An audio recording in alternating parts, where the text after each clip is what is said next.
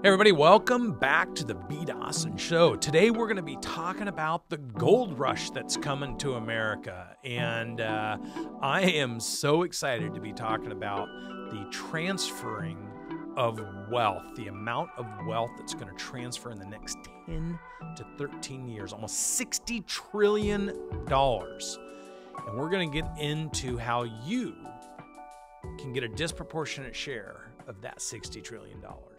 Today, there's $2 trillion sitting on the sidelines in private equity groups looking to be invested into businesses. And you ask yourself the question, why aren't they deploying the capital, especially knowing that they get 2% management fee on all deployed capital? Why aren't they deploying the capital? Well, the answer is pricing to invest in businesses. Between private equity groups and hedge funds and family offices, there's $2 trillion sitting on the sidelines. Well, they're looking to put it to work in deals. Now, if you're a smaller business, the pressure, the valuation pressures are being applied still because there's so much money trying to find quality deals. But if you had a crystal ball and you knew how to access capital in the next 5 to 10 years, if you're a business owner and you had a time horizon the next 5 or 10 years and you're thinking, I want to build a business that maxes out the value for my hard work and risk, what kind of business would I build? Well, it's all relative to what kind of life you want to have and how much you want to earn. So when I say that is this, there's 4 different kind of businesses. There's businesses that are cash flow businesses. So what is a cash flow business? A cash flow business, and I just had a doctor call me, a neurologist call me yesterday on Insta Live and say, look, I'm jamming patients through, I'm maximizing my time, energy, and effort for reimbursement dollars, and I'm building my business as a partner with a bunch of other physicians, but I don't really have the ability to sell my business at some point in the future, maybe my income stream, but not my actual business because we're a group business. Well, in that particular case, that's a cash flow business. So you're trading your time for the maximum amount of money you can earn while you're working. Well, that's a great business because especially in healthcare, et cetera, or in professional services business, that's what you do. The question is, what are you doing with your money to work for you while you're earning your money? That's the question. But being a cash flow business is a great business. It just may not have the sale value at the end of the time horizon that you're thinking of not working anymore. Well, then there's a platform business. So what's a platform business? A platform business is usually over 75 to 100 million, where you have all the elements in place in order to grow and scale your business. So you have a great executive team, you have a strong leadership team, you have great technology platforms, you have replicated and duplicated best practices, you have intelligence, so you have key performance indicators on the things that matter the most, and you know how to impact those key performance indicators. So you have leverage. So platform business usually has leverage, and it has all the elements necessary to go from 100 million to $1 billion. That's a platform company. A tuck-in company, which is the third company I'm going to talk about, is where you get tucked into a platform company. So you build it to a certain level. You don't put all the money and energy into technology and all the systems because you're not trying to be the billion-dollar company. You're going to maybe be a 10 million or a 20 million or a 30 or $50 million business. So there are a whole bunch of things you don't want to invest in because the acquirer that's going to acquire you and tuck you into their business already has those things. So developing and spending resources building those things might not be necessary. So if you're a tuck-in business, you have to be strategic about that, and you have to understand where value is placed on your business. And usually it's on maxing out cash flow and having a really robust system that somebody else can take and then add value to it. Now, then there's a bolt-on. What's a bolt-on? A bolt-on is, say you're in a complementary business to some other platform business. So you've got a revenue stream or a line of business that somebody else could acquire and then bolt it onto their business so they can extract the value you bring, but complement it with business they're currently not doing. So think about it this way. If I own a roofing business and I bought an HVAC business and an electrical business, I would bolt those on to my roofing business because now I do 3 things instead of 1. I have HVAC, I have roofing, and I have electrical. So if you're going to build a specialty business, you have to understand who might be the buyers for that specialty business versus I'm just going to sell to a larger specialty business that does the same things I'm doing. So how you build your business and the elements that differentiate a cash flow business from a tuck-in business or a platform business or a bolt-on business, understanding these elements and the value associated with those elements is critically important. Why? Because over the next 10 years, we're going to go from $2 trillion sitting there looking for investment opportunities to $60 trillion, of which almost $6 trillion of that is going to the same groups of people that control the $2 trillion today and are struggling to deploy it. What's going to happen over the next 10, 15 years when they have an extra $6 trillion? Then the other $54 trillion is going to be passed to family offices. See, you've got really wealthy people that are passing away and they're transferring their estates and they have estate tax and they have all these other issues to their children or their grandchildren. And sometimes when they transfer that money, the people in the family don't necessarily know how to make money with that money. So it's going to be transferred to family offices who have an executor, which is exactly what I've done for my kids, right? They'll have an executor who'll be managing and running the estate portfolio, and they're going to be looking for cash flow to be able to provide income to the people that they're responsible and have a fiduciary duty to manage the estate for. So if you know how this system is all set up and you can look at that system, that ecosystem, and you can say, in the next 10 years, there's going to be $60 trillion looking for great businesses that are profitable, that are sustainable, that are purposeful, that have earnings that are predictable. There's certain things that money is going to look for. And to the extent that you understand what that money's looking for, and you understand that the market is in a race for a gold rush, because instead of $2 trillion sitting there being deployed like it is now, trying to find deals cheap enough, there's going to be $60 trillion looking for deals. That's going to put pricing pressure on businesses that have good, consistent earnings, because that money needs to be deployed in order to add value to the return on the capital. Think about it. You've got $60 trillion that are going to be looking for great investment opportunities. And if you think about it from a real estate standpoint, cap rates are already 4.5 to 6. I mean, they can't go much lower. I mean, I suppose they could, but there's going to be a lot of competition for that.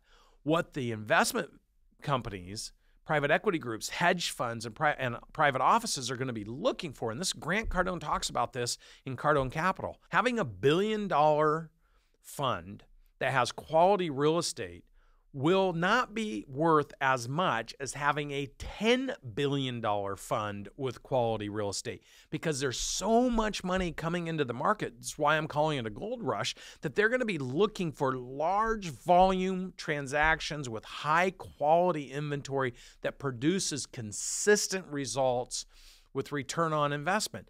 And if you think about, if you're a $1 million business, you're not going to be nearly as valuable than if you're a $10 million or $100 million or $1 billion business. And if you want to test that theory, just look at valuations paid for small businesses.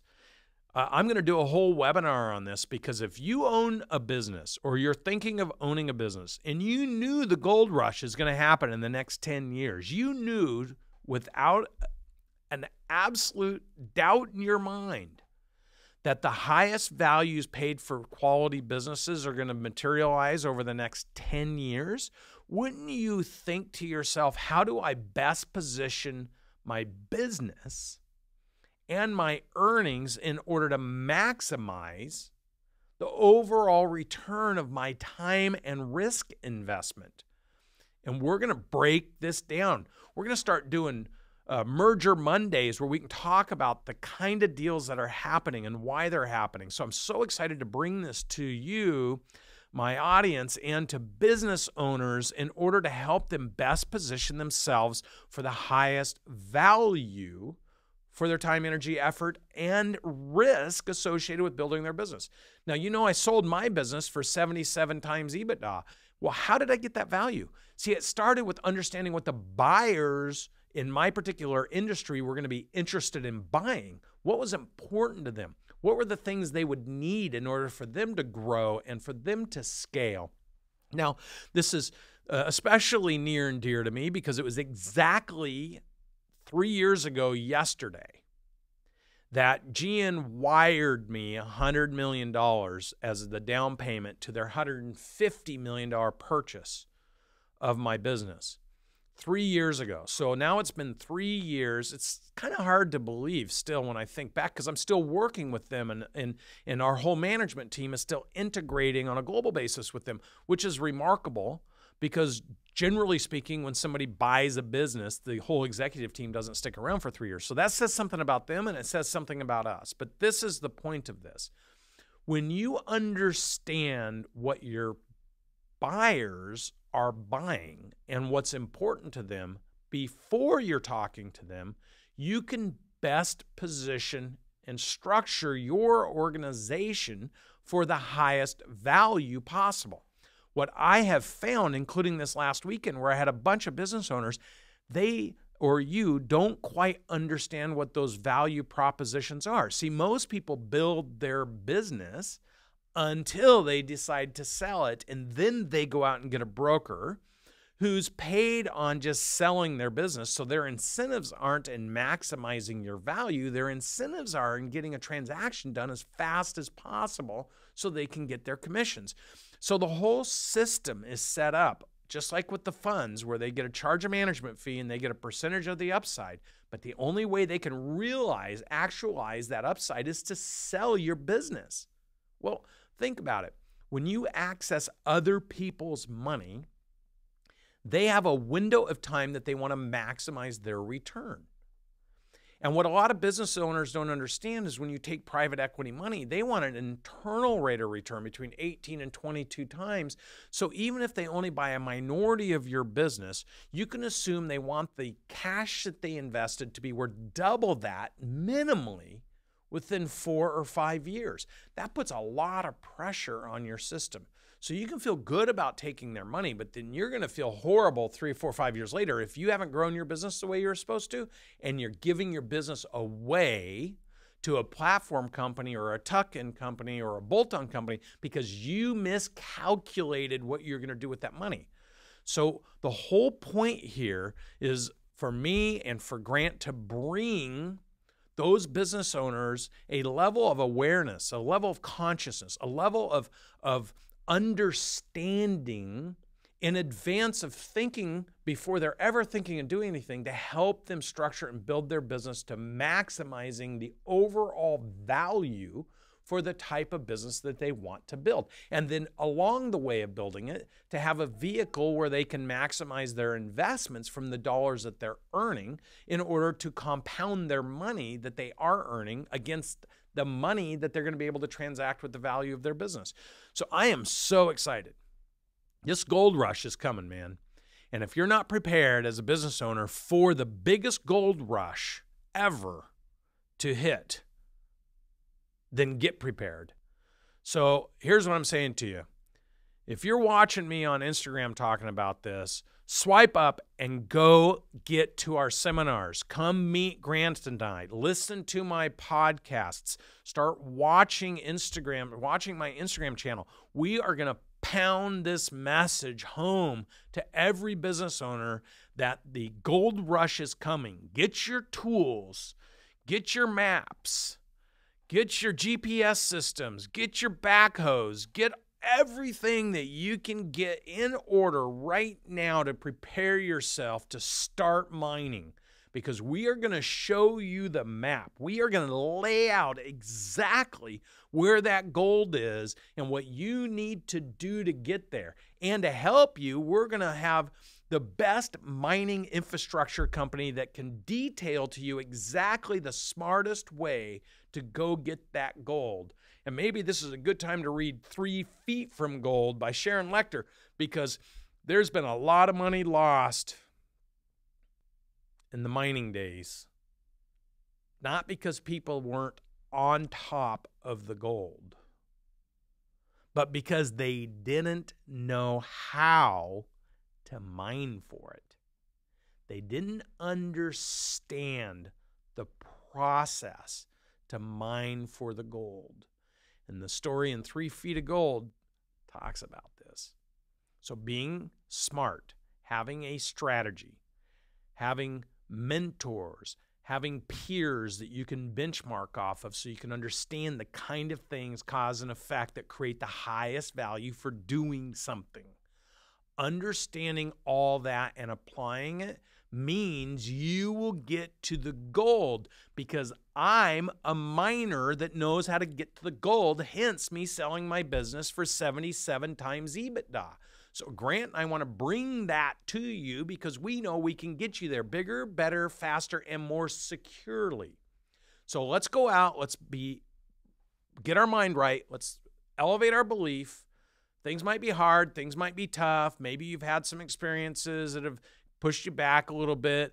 Let's make the right investment with the right people, putting ourselves in play. You come see us, you come talk to us, you start listening to us, and you follow me on Instagram, and you watch my stories, and you come to our events. In fact, we've got a boot camp in Miami next week. We've got a 10X 360 program coming up in a few more weeks. Like we got all these programs we're bringing to you. Engage, plug yourself in, be aware, understand the gold rush is coming. Let's get prepared for it. And we're going to lead you to the fastest way to get that gold. So I'm looking forward to seeing you at one of our boot camps, at one of our retreats, at our 10X 360 programs. Put yourself in play. CardoneVentures.com. Join me and Grant at CardoneVentures.com. Come to CardoneVentures.com and check out the fastest way to get your piece of the gold that's coming in the gold rush. $60 trillion over the next 10 years is coming your way. Are you ready for it? What are you going to do today to put yourself in play tomorrow to get your portion of that $60 trillion? We'll see you on the next show.